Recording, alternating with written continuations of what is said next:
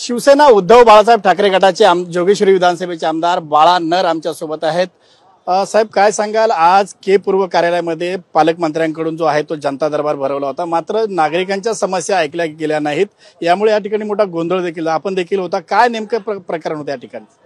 मला वाटतं प्रश्नच लोकांचे एवढे आहेत, केवळ ॲडव्हर्टाईज देऊन विकास होत नाही, लोकांचे प्रश्न सुटत नाहीत, मिटिंगा घेऊन लोकांचे प्रश्न सुटत नाही, हे आज या ठिकाणी दिसून आलं। के पूर्व विभागामध्ये या विभागाचे पालकमंत्री आदरणीय आशिष शेलार साहेब यांनी आज बैठक घेतली। 2 तास वेळ दिला होता, परंतु 1.5 तासामध्ये त्यांनी सभागृहामधली बैठक घेतली आणि जवळजवळ 300च्या वरती आज लोकांच्या तक्रारी आल्या होत्या। तर 300च्या वरती ज्या तक्रारी होत्या, आता isakal.com आहे देशातील नंबर 1 ची मराठी न्यूज वेबसाईट। प्रत्येक अपडेटसाठी isakal.com ला नक्की भेट द्या। त्या तक्रारी केवळ फक्त 1.5 दिवसामध्ये जे माहिती पडलं, पालकमंत्र्यांची आज बैठक या ठिकाणी होणार आहे, जनता दरबार आहे, पण जर अगोदर माहिती पडलं असतं तर आज इथेच बसायला जागा राहिलेली नसती। एवढ्या लोकांचे प्रश्न आहेत या ठिकाणी। स्वच्छतेचा प्रश्न झालेला आहे, आरोग्याचा प्रश्न कठीण झालेला आहे, झोपडपट्टी पुनर्वसन प्राधिकरणाच्या माध्यमातून जे प्रकल्प आहेत या ठिकाणी ते 10 वर्ष रखडलेले आहेत। त्या 10 वर्ष लोकांना भाडं नाही आहे, 10 वर्ष लोकांना बेघर झालेले आहेत, असे अनेक प्रश्न आहेत। पाण्याची समस्या आहे या ठिकाणी। केवळ अधिकारी त्या मंत्र्यांना समाधान करण्यासाठी उत्तर देतात, त्याच्यावर कुठल्या प्रकारचं लोकांना न्याय मिळेल असं याच्या अगोदरचा अनुभव नाही आहे। म्हणून या ठिकाणी खऱ्या अर्थाने लोकांना जर न्याय द्यायचा असेल तर पालकमंत्री महोदयांनी या ठिकाणी त्याचा पाठपुरावा करणं किंवा महिन्यातून 2 महिन्याचा आढावा घेणं आणि हे प्रश्न सोडवणं तरच खरं होऊ शकतं, पण हे कधी होणार नाही। कारण आज मीटिंग झाली, उद्या पेपरला सगळ्या बातम्या येणार, परंतु मीटिंगमध्ये जे निर्णय झाले त्याची अंमलबजावणी अधिकाऱ्याकडून होत नाही, ही वस्तुस्थिती आहे। त्याच्यामुळे अनेक वर्ष या जोगेश्वरीमधले, अंधेरीमधले के पूर्व विभाग असेल किंवा के नॉर्थ असेल, या विभागातले प्रश्न असे प्रलंबित आहेत।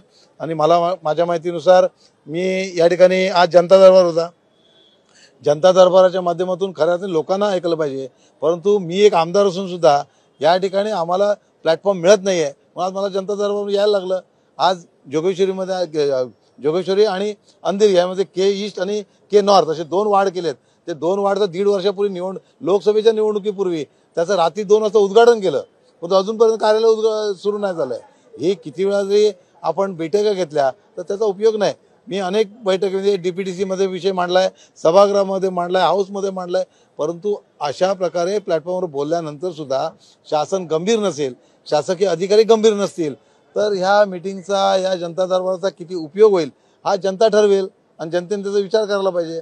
माझी विनंती आहे, आज राजकारण न करता पालकमंत्री महोदय आहेत, त्यांना चांगला अभ्यास आहे मुंबई महानगरपालिकेचा, मुंबई शहरामधल्या लोकांच्या समस्या माहिती आहेत आणि त्या कशा सोडवायच्या हे देखील माहिती आहेत, परंतु त्यांनी ते कुठल्या पक्षाचा आमदार लोकप्रतिनिधी त्या विभागामध्ये आहे हे न बघता त्या विभागात राहणारी ही जनता, ही शासनाची जबाबदारी आहे, त्याला सेवा सुविधा पुरवणं हे लक्षात घेऊन खऱ्या अर्थाने लोकशाहीच्या माध्यमातून त्या लोकांना न्याय देण्यासाठी काम करायला पाहिजे अशी माझी भावना आहे।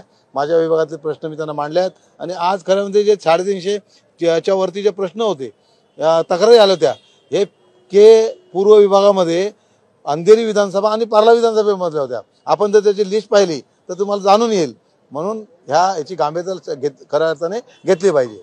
जोगेश्वरी विधानसभाचं आपण नेतृत्व करत आहात। या मतदारसंघामध्ये मागील काही दिवसामध्ये 2 दुर्घटना घडल्यात। बांधकामाच्या ठिकाणी कामगाराचा देखील मृत्यू झाला होता, दुसऱ्या एका बांधकामाच्या ठिकाणी सिमेंटचा ब्लॉक पूर्ण 22 वर्षीय तरुणीचा मृत्यू झाला होता। मात्र या ठिकाणी काही जे मुलीचे पालक असतील किंवा त्या कामगाराचे नातेवाईक यांच्याकडून आरोप केला जातोय की पोलीस प्रशासनाकडून जे ते विकासक किंवा कंत्राटदार आहेत यांना कुठेतरी अभय दिलं जाते, अद्यापही अटक झाली नाही। एक आमदार म्हणून नागरिकांनी आपल्याकडे देखील तक्रार कसं पाहताय आणि या तक्रारी सोडवण्याचा काय नेमका प्रयत्न करा? माझ्या विभागामध्ये माझा मित्र अनिल कोटियन याची मुलगी संस्कृती, ही 21-22 वर्षाची मुलगी कामावर जात असताना तिचा अपघात झाला आणि अपघात झाल्यानंतर आम्ही तातडीने ट्रॉमा केअर हॉस्पिटलमध्ये गेल्यानंतर पाहिलं तर तिचा अगोदर मृत्यू झाला होता।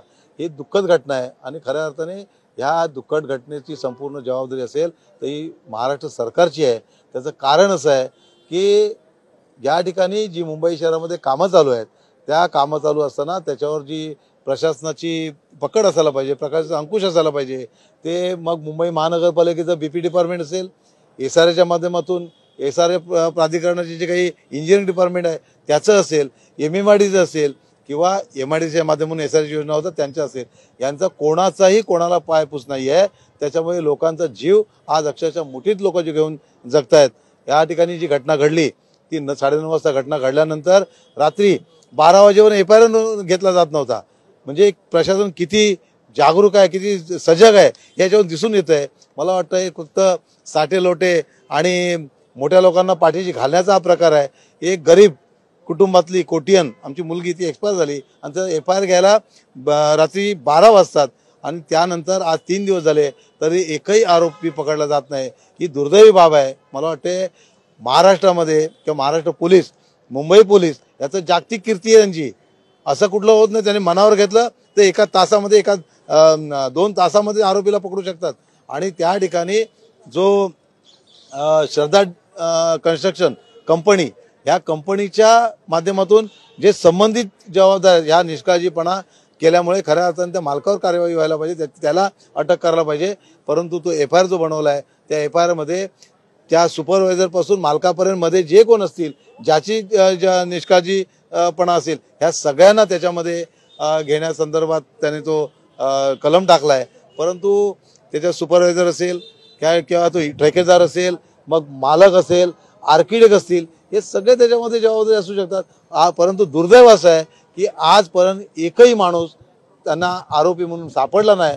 हे खऱ्या अर्थानं दुर्दैव आहे. परंतु एक गोष्ट खरी आहे, त्या कोटियन कुटुंबांना त्यांना खऱ्या अर्थानं न्याय मिळाला पाहिजे आणि तरच त्या संस्कृतीला खऱ्या अर्थानं श्रद्धांजली होईल अशी संपूर्ण जोगेश्वरीकरांची भावना आहे. आणि त्याच्या माध्यमातून आम्ही त्यांच्या सतत त्या कुटुंबाच्या पाठीमागे आहोत. आज संस्कृती आपल्यातून गेली आहे, पण दुसऱ्या संस्कृतीचा पुन्हा एकदा असा प्रकारचा अपघात होता कामा नये याची दक्षता घेणं गरजेचं आहे. आणि सर्वस्वी जबाबदारी ही शासनाची आहे. ही शासनाला नाकारून चालणार नाही. आमदार मुरजी पटेल यांच्याकडून असा एक आरोप करण्यात आला आहे की आज जो जनता दरबार भरवण्यात आला होता, या जनता दरबारामध्ये सर्वाधिक तक्रारी ह्या जोगेश्वरी मतदारसंघातल्या होत्या, ज्याचं नेतृत्व आपण करताय. तर आमदार म्हणून ते तुम्ही तक्रारी सोडवण्यासाठी तुम्ही कमी पडलात असा त्यांचा आरोप आहे. या आरोपाकडे आपण कसं पाहताय? मला वाटतं कुठेतरी आपण बोलणं आणि प्रत्यक्ष वस्तुस्थितीचा आढावा घेणं हे गरजेचं आहे. मुरजी काका माझे सहकारी आमदार आहेत, अंधेरी विधानसभा त्यांची आहे. परंतु आज ज्या तक्रारी झाल्या, मला वाटतं 200-300च्या वरती काहीतरी जवळपास तक्रारी आहेत. त्या 300 तक्रारींचा आढावा घ्या आणि त्याच्यानंतर मला सांगा की पार्ला आणि अंधेरी ह्याच्यात जास्तीत जास्त तक्रारी होत्या. जोगेश्वरीकर येतच नाही आहे.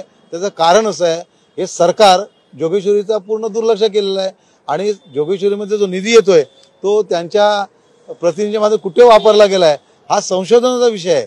मी उद्धव बाळासाहेब ठाकरे शिवसेना पक्षाचा आमदार आहे. त्याच्यामुळे मला जो महानगरपालिकेच्या माध्यमातून 17 कोटी निधी आहे जो मिळाला आहे तो मला वितरितच होत नाही आहे का मी विरोधी पक्षाचा आहे. परंतु मला वाटतं की लोकशाहीमध्ये जो लोकप्रतिनिधी असेल तो कुठल्या गटाचा आहे, कुठल्या पक्षाचा आहे, त्याच्यापेक्षा प्रत्येक मतदारसंघामध्ये राहणारा जो नागरिक आहे त्याला मिळणाऱ्या सेवा सुविधा आहेत ह्या पुरवण्याची जबाबदारी ही शासनाची आहे. आणि शासन कुठेतरी असं एका बाजूने दुजाभाव करून लोकशाहीचं हनन करतोय हे याच्यातून दिसून येत आहे. मला वाटतं मुरजी काकांनी सांगितलं की आज